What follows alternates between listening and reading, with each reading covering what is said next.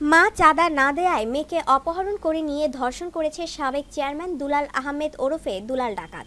শুক্রবার রাতে ময়মনসিংহের গৌরীপুর উপজেলার সহনাটি ইউনিয়নে এ ঘটনা ঘটেছে। শনিবার দুলালের বাড়ি থেকে শিশু কন্যা সহ ধর্ষিতাকে উদ্ধার করে পুলিশ। এ সময় দুলাল চেয়ারম্যানের ওপর আস্থানা আব্দুর রহমানের বাড়ি থেকে চায়না 7.62 পিস্তলের 13 রাউন্ড তাজা গুলি উদ্ধার করে পুলিশ। এরপর শনিবার রাতে ধর্ষিতা বাদী হয়ে গৌরীপুর থানায় মামলা দায়ের করেছেন। রোববার ধর্ষিতাকে ডাক্তারি পরীক্ষার জন্য পুলিশ হেফাজতে ময়মনসিংহ মেডিকেল কলেজ হাসপাতালে পাঠানো হয়েছে। ধর্ষিতা বলেন, তার বাবা সরকারি প্রাথমিক বিদ্যালয়ের শিক্ষক ছিলেন।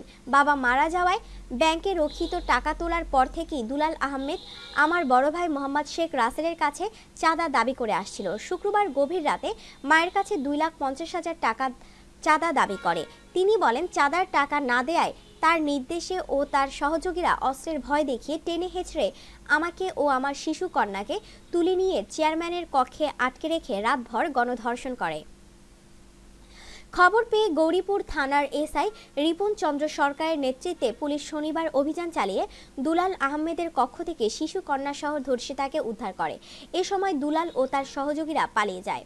এসআই রিপন চন্দ্র সরকার বলে, অভিযানের সময় দুলালের আরেক আস্তানা সোনাকান্দি গ্রামের মৃত ফজর আলীর ছেলে আব্দুর রহমানের ঘর থেকে পলিথিন ও কস্টেপে মোড়ানো পরিত্যক্ত অবস্থায় চায়না 7.62 মডেল পিস্তলের 13 রাউন্ড তাজা গুলি উদ্ধার করা হয়। এ ব্যাপারে একটি সাধারণ ডায়েরি করা হয়েছে। গৌরীপুর থানার ওসি দেলোয়ার আহমেদ জানান, দুলাল আহমেদের বিরুদ্ধে হত্যা, ডাকাতি, নারী নির্যাতনের একাধিক মামলা রয়েছে। আসামিদের গ্রেপ্তারে পুলিশ অভিযান চালাচ্ছে।